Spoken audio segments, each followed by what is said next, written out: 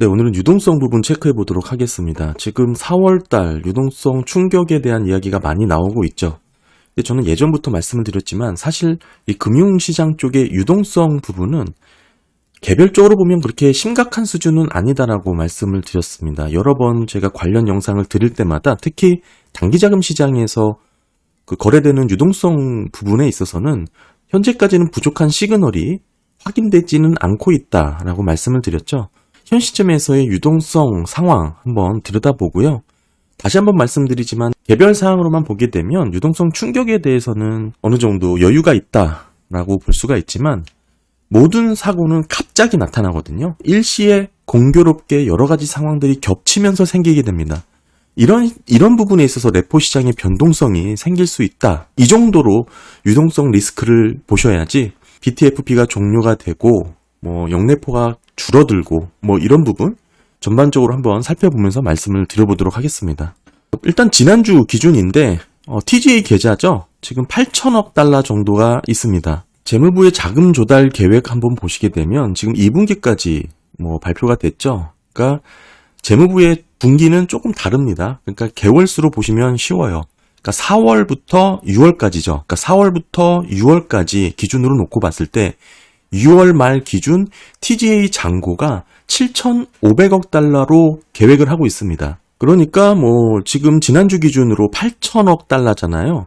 그러니까 절대치로만 계산을 해도 500억 달러 정도가 여유가 있는 거고, 물론 계획은 7,500억 달러 6월 말 현금 잔액 기준을 보여드렸던 TGA 계좌 잔고가 7,500억 달러로 추정을 하고 있지만 이게 정확하게 맞지는 않아도 됩니다. 전반적인 재정 계획을 세우기 위해서 현금 잔고를 추정한 거기 때문에 그 정도 수준에서 TGA 잔고를 유지하겠다 이렇게 보시면 돼요.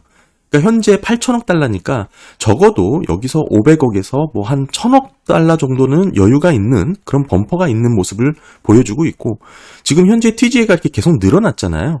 그러니까 채권 발행은 계속 됐었습니다. 매달 진행되는 채권 발행이 있는데 들어오는 금액을 지금 재정 지출로 쓰지 않고 있다라는 것이죠. 한마디로 뭡니까? 돈을 빨아들이고 있는 거예요. 계속 보시게 되면 이게 지금 영래포죠. 현재 보시게 되면 5천억 달러 정도가 있습니다. 이만큼이 있어요. 이게 계속 줄게 되는 거죠. 왜 계속 줍니까? 제가 여러 번 말씀드렸죠. 1개월 채권, TB라고 비교해서 수익률이 높은 쪽으로 MMF 자금은 이동을 하는 특성이 있기 때문에 지금 영래포 금리보다 T빌 금리가 높겠죠. 그래서 T빌 쪽으로 빨려 들어가게 되는 모습이 나오고 있는 겁니다. 이따가 뒤에서 금리 레벨에 대해서도 유동성 체크하는 부분을 설명을 드릴 거지만 일단 전체 큰 틀에서 우리가 유동성이라고 볼 수 있는 연준의 대차대조표, 특히 이제 부채 개정 항목을 좀 말씀을 드리는 거고요. 영래포 잔고 5천억 달러 정도 있다. 그리고 아까 말씀드린 TGA 계좌 8천억 달러 정도 있다. 이게 6월 말까지 현금 잔고가 7,500억 달러긴 하지만 어느 정도 유동성 있게 쓸 수 있기 때문에 대략 한 1,000억 달러 정도 범퍼가 있다라고 볼 수가 있는 거고, 여기에 영래포가 5천억 달러죠. 그러니까 6천억 달러 정도가 있는 겁니다. 그리고 사실 이 TGA 계좌는 유사시에 언제든 재무부가 재량껏 쓸 수 있는 그런 자금이기 때문에 이렇게 올랐다가 언제든지 이만큼 다시 쓸 수 있다 이렇게 봐야 돼요. 그러니까 크게는 8천억 달러 전체가 유동성으로 공급될 수 있는 범퍼다라고 봐도 무리는 아닙니다. 근데 최대한 보수적으로 보기 위해서 아까 TGA 계좌 6월 말 분기 잔고가 7,500억 달러로 계획을 했기 때문에 그 정도 선에서 플러스 마이너스 해서 따져보는 거고요. 그리고 제일 중요한 게 지급준비금이겠죠. 지금 현재 3조 5천억 달러 정도가 있습니다. 여기죠. 적정 안정선을 3조 달러라고 계속 말씀을 드렸었고, 이 밑에 하단의 파란색 점선은 애초에 연준이 QT를 진행할 때 목표로 했던 적정 기준선입니다. 이때 당시 GDP의 10%인가 15%인가 그 내외로 설정을 했었고요. 이게 이제 이 정도 수준에서 목표를 하다가 이만큼 내려왔을 때 SBB 파산이 있었잖아요. 그러니까 저점을 테스트했다라고 볼 수 있습니다. 그러니까 결국엔 지금 현재 수준의 미국 은행들의 취약한 적정 안정선이 3조 달러라고 봐야 되는데 지금은 3조 5천억 달러니까 5천억 달러의 범퍼가 있는 거죠. 그러니까 절대치로 놓고 보면 5천억 달러와 지금 TGA 계좌에서 한 1,000에서 2천억 달러, 그럼 7천억, 6천억 달러가 되겠죠. 거기에 또 5천억 달러 영래포 잔고가 있기 때문에 1조 2천억 달러 정도의 범퍼가 있는 겁니다. 우리가 심각하게 볼 수 있는 유동성의 리스크는 결국 지급준비금이 줄어드는 것에서 나타나거든요. 이 영래포가 줄어드는 걸 걱정하는 이유가 영래포 자체가 아니고 영래포가 이게 소진되면 결국 지급준비금이 줄어들게 되니 이게 줄어들게 되면 결국 저점 안정선에 터치를 하게 되잖아요. 이 범퍼가 5천억 달러밖에 없다고 말씀드렸잖아요. 그러니까 그걸 걱정하는 겁니다. 그러니까 이게 줄기 전에 영래포를 먼저 줄일 거고 영래포 줄고 지급준비가 줄기 전에 또 TGA 계좌에서 또 재정 지출을 쓰면서 결국에는 적정 안정성까지 내려오지 않게끔 지급준비금을 유지시키겠죠. 지금 그런 계획을 갖고 있는 겁니다. 이거는 말씀드렸다시피 진짜 유동성이라고 볼 수 있어요. 은행들의 지급준비금이라고 볼 수 있기 때문에 여기에 문제가 생기면 금융 시스템 전반에 문제가 되는 거기 때문에 심각하다라고 봐야 됩니다. 한마디로 제대로 된 유동성 위기 시나리오가 이 3조 달러를 하회할 경우 또는 터치할 경우 나타날 수가 있는데 이 3조 달러라는 것은 사실 정확하게 누구도 알 수 있는 선이 아닙니다.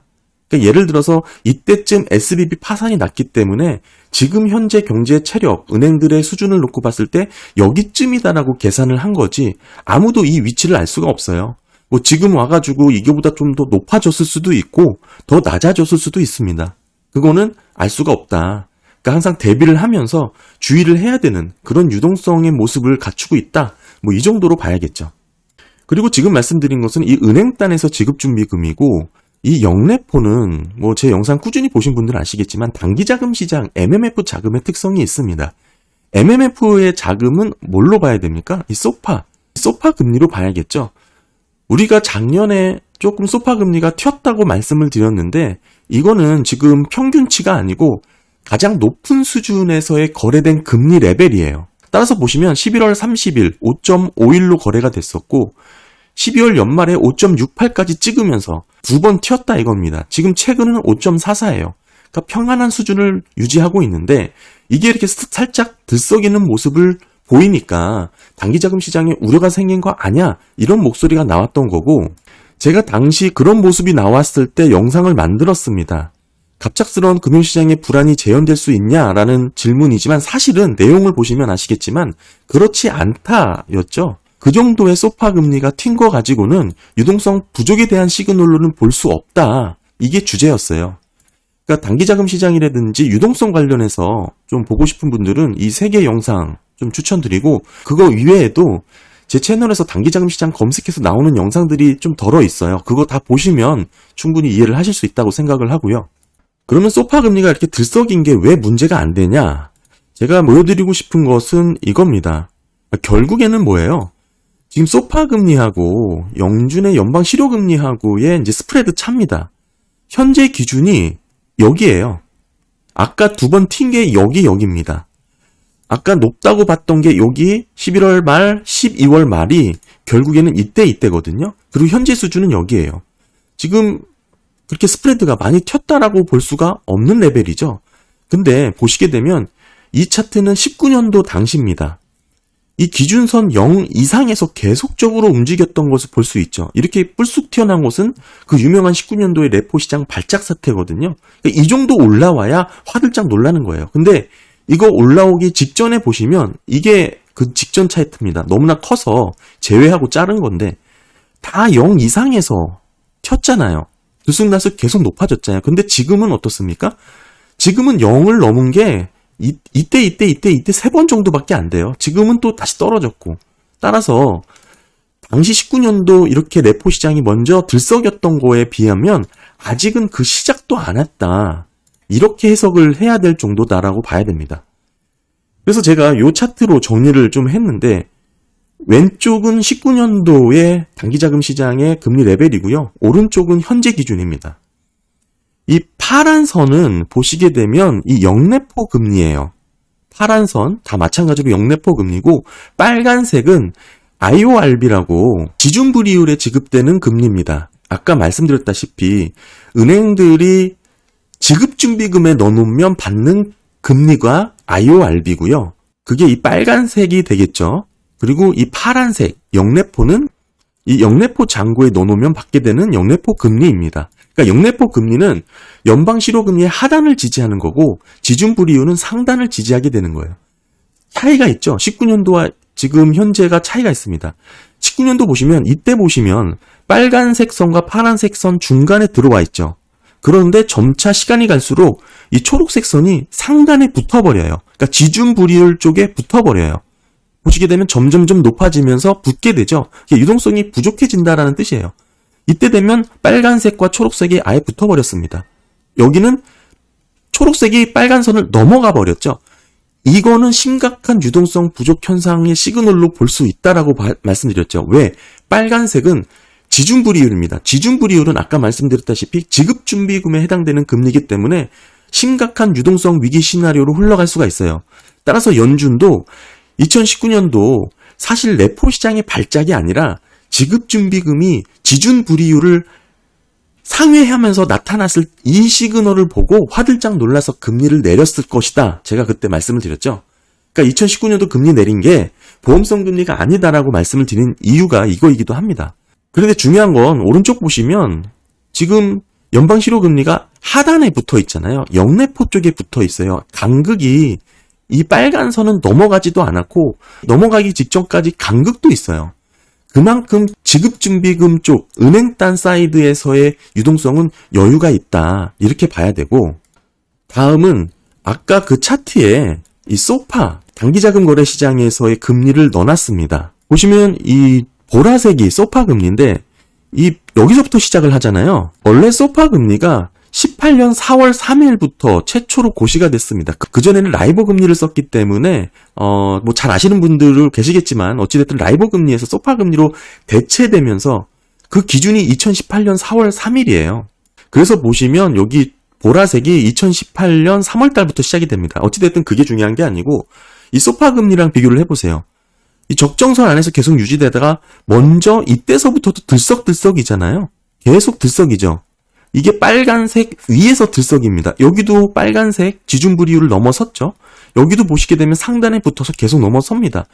여기 보시면 초록색이 연방실효금리가 지준불이금리 빨간색을 넘어서는 시점보다 먼저 레포금리 즉 소파금리가 튀었죠. 빨간색을 넘어갔습니다. 근데 지금 오른쪽 현재 상황 보시게 되면 물론 영래포보다 높은 소파금리가 여기서 들썩이지만 하단에 붙어서 들썩인다 이거죠. 조금 높아졌다고 하는 작년 뭐 이런 모습이 이거잖아요. 조금 들썩였다고 하는 모습이 여기에요. 빨간색 IORB를 넘어서지 않았습니다. 19년도와 확연히 다르죠. 따라서 유동성 위기에 대한 측면에서 놓고 보면 아직은 상당한 여유가 있다라고 봐야 됩니다. 이게 설사 빨간색을 넘어가서 튀더라도 그렇게 심각한 문제가 아니에요. 왜냐 19년도 사례를 보면 이때서부터 빨간색을 넘어갔었거든요. 들썩이다가 이때는 크게 넘어갔죠. 이때도 연준은 꿈쩍하지 않았어요. 연준이 꿈쩍한 건 이 초록색이 넘어갔을 때. 그러니까 초록색이 넘어가기 전. 초록색은 뭡니까? 연방실효금리입니다. 은행들의 콜금리 근해예요. 담보물로 하는 게 아니라 신용으로 그냥 전화 한 통화로 한다 해서 톨금리라는 뜻이거든요. 그러니까 결국에는 초록색이 지준불이율을 넘어가는 걸 심각하게 받아들이는 거지 소파금리가 이렇게 튀는 거에 대해서는 연준이 그렇게 심각하게 생각하지 않아요. 그러니까 이 소파금리가 지금 현재는 넘어가지도 않았다. 그리고 초록색 연방실효금리는 하단에 붙어있다. 이런 상황에서 유동성이 부족하다라고 평가는 할 수 없다. 이 얘기를 말씀을 드리는 거고요.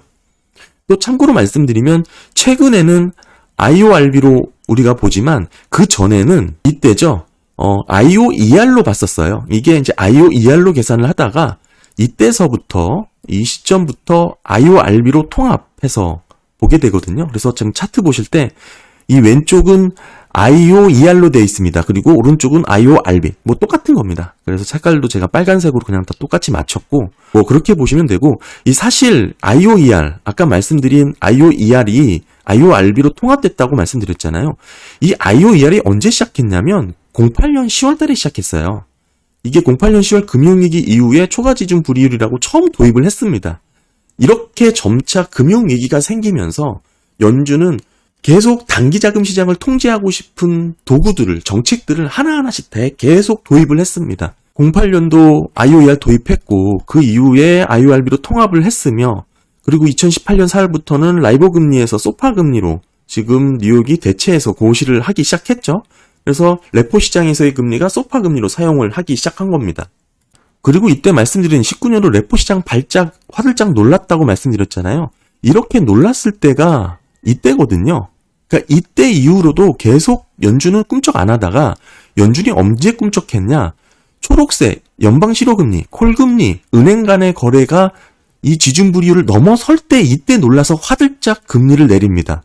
여기 보시면 빨간색 쭉 떨어지는 거 보시잖아요. 이렇게 금리를 내릴 정도예요.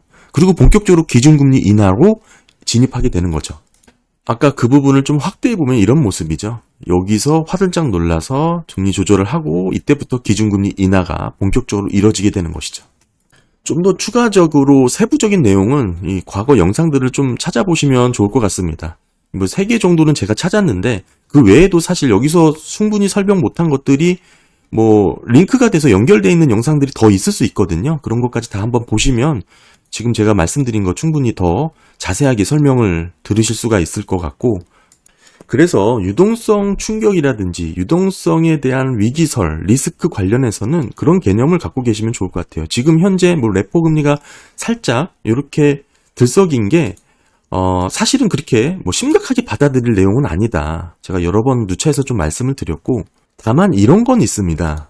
이 유동성이라는 것은 갑작스럽게 악화가 될 수 있어요. 특히 이 부분도 설명을 좀 드리면 좋을 것 같은데, 황토색이 연준의 지금 영래포 계좌죠. 그리고 이제 빨간색이 미국 은행, 이 파란색이 유럽 은행들입니다. 지금 영국을 제외한 유럽 은행이고, 보통 우리가 단기 자금 시장에 있어서 계절성 효과, 분기말 효과라고 얘기를 해요. 이게 뭐냐면 은행들은 다 레버리지를 써서 투자를 하잖아요. 그러니까 레버리지 회계 기준이 미국하고 유럽하고 좀 다릅니다. 그러니까 미국은 평균으로 계산을 하는데 유럽은행은 분기말 시점으로 회계 기준을 잡기 때문에 이런 분기말 효과가 갑작스럽게 나타나게 됩니다. 이게 뭐냐면 영래포 잔고가 갑자기 줄어들고 갑자기 늘어나는 이런 모습이 나타나는 거예요. 이때 맞춰서 분기말 회계 기준에 맞춰서 현금을 넣었다 뺐다 하는 거예요. 그러니까 이게 정확하게 과거 패턴으로 보면 3, 6, 9, 12월 마지막 거래일이거든요. 분기 말 효과라고 그렇게 얘기를 하는 거예요. 예전에 어떤 분이 댓글을 달아주시기도 했었는데, 미국의 레포 시장의 규모와 유럽은행들의 유럽 증시와의 관계에 대해서 물어보신 분들도 있었습니다. 미국의 단기자금 거래에서 거래되는 규모가 하루에 1.8조 달러예요. 1.8조 달러. 어마어마한 규모죠. 지급준비금이 3조 5천억 달러예요. 이거의 절반보다 더 많은 게 하루에 거래되는 게 레포 시장입니다. 어마어마하죠. 당연히 유럽은행들도 영향을 미칠 수밖에 없고, 실제 유럽은행들이 이렇게 단기자금 시장에 돈을 넣었다 뺐다 하면서 연준의 영래포 잔고가 이렇게 들썩이는 모습이 나타날 정도니까 당연히 지금 레포 시장에서 거래되는 자금이 뭐 유럽은행들한테 당연히 영향을 미칩니다. 어찌됐든 지금 그 얘기를 드리고 싶은 게 아니라 이런 분기말 효과로 인해서 레포 시장 활동에 영향을 받게 되는데, 이게 뭐예요? 대차 대조표에 변화가 생긴다는 얘기죠. 그러니까 결국에는 영래포 잔고가 급격하게 늘어난다는 말은 지급준비금의 감소가 된다는 거하고 동일한 얘기거든요. 대차 대조표 상의 자금의 움직임을 놓고 말씀드리면 그렇습니다. 그러니까 이게 갑작스럽게 지급준비금이 줄어들 수 있다, 이 얘기를 말씀드리는 거고, 더 나아가서 이게 또 세금도 있잖아요. 세금 부분도 있고, 뭐 물론 세금 납부가 뭐 순차적으로 할 수도 있고, 너무 많으면 분할해서 내기도 하고 분할 납부도 있고 뭐 그렇긴 합니다. 어찌됐든 지급준비금이 줄어들 수 있는 요인인 것은 맞고, 더 나아가서 또 채권 입찰도 있어요. 이게 채권 입찰을 할 때 실제 프라이머리 딜러들이 레포 시장에서 자금을 조달받아서 채권을 입찰하거든요. 이런 시기가 공교롭게 다 맞물리게 되면 결국에는 영래포가 급격하게 감소하게 되고 TGA가 급격하게 늘게 되겠죠. 그리고 지급준비금이 또 급격하게 감소하게 되겠죠.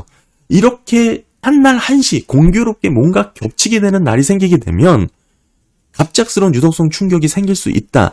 이 정도로 보는 게 가장 정확합니다. 여기에 지금 최근 BTFP도 대출 만기가 됐기 때문에 이제 속속 도래하는 시기에 맞춰서 계속적으로 이제 줄어들게 될 겁니다. 이게 자산 영역이니까 이게 줄게 되면 결국에는 부채 항목에서도 당연히 자연스럽게 줄게 되는 거죠.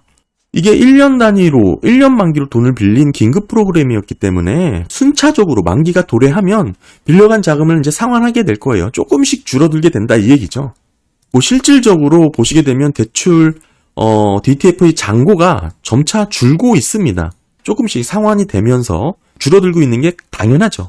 근데 이게 급작스럽게 나타나진 않겠죠. 1년 동안 시차를 갖고 순차적으로 자금을 빌렸기 때문에 이게 만기 도래하는 시기가 다 다릅니다.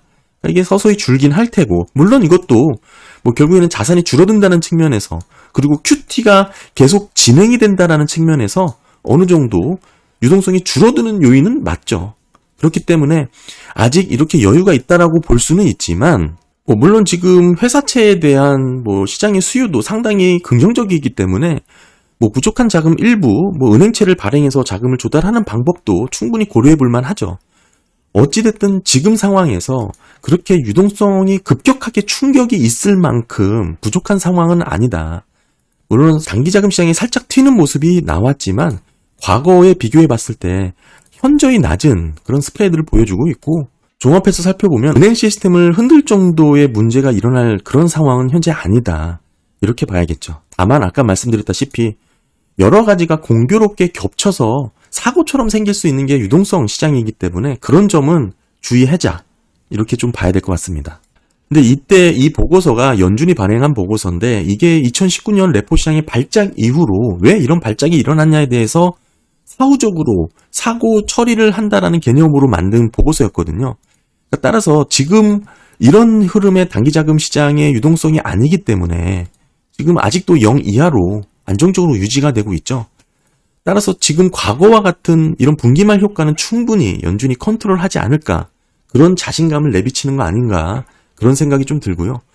그럼에도 지금 영래포 잔고가 이렇게 줄어들고 있는 와중에 QT에 대한 테이퍼링을 논하는 얘기가 나오고 있다라는 점을 놓고 봤을 때는 이 유동성 충격에 대해서는 연준이 정말 칼을 갈고 잘 대비를 하고 있는 모습이지 않을까, 저는 그렇게 보여지고 있습니다. 따라서 예전부터 말씀드렸지만 금융시장의 유동성 부족에 인한 충격보다는 실물 고용이라든지 뭐 이런 측면에서의 리스크 요인을 더 크게 보고 있습니다. 네, 감사합니다.